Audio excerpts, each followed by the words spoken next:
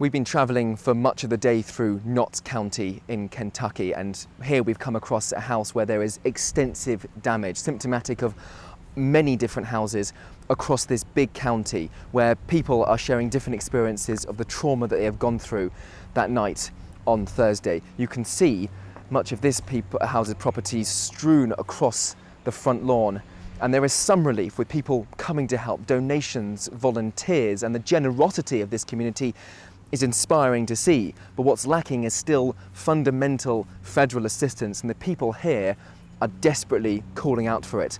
Some of them have managed to get away with only small damage to their homes. Others have seen devastation wreaked across their neighbourhoods. In this specific house, we've seen pretty much the entirety of the bottom half washed away, literally, with the belongings now laid out onto the lawn. And it's not just these items that you see out here, some broken, some just being left out to dry, but also remnants of not just a house but a home stuck in all sorts of places.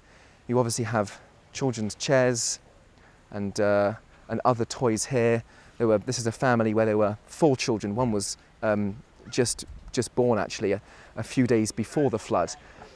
And as you look around, it's almost astonishing, actually, the challenge that they now face. The damage has been done, but the rebuilding effort is only really just beginning, and everybody here is pitching in to try to make that difference. But as I say, they face an unenviable task ahead, and the reason is it's not just that there are some belongings laid out, including, as you might see, some objects stuck in a tree, but also more fundamentally, the foundations of this home have been ripped away by this absolutely devastating flood. And amidst that, there are some surreal sights. The head, for example, of an animal now stuck in this tree.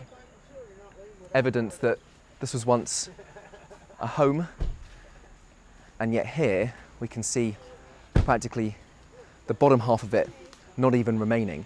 But this is just one family story, and ultimately this is the story being shared across so much of this county and so much of this state. The flooding that took place on Thursday and has left a situation where it's only now been possible to get to these places and for these people to actually get the assistance that they need. And unfortunately, the warning coming from governors is that there's going to be more news to come about the death toll rising and also potential further bad weather to follow. Ultimately, these people face a desperate challenge and a desperate task to try to get their life back together. And the worry, not just for this community, but for others around the United States, is that with scientists warning of increasing extreme weather due to climate change, we may be seeing far more of these devastating natural disasters across the country. Benji, Hyer, CGTN, Kentucky.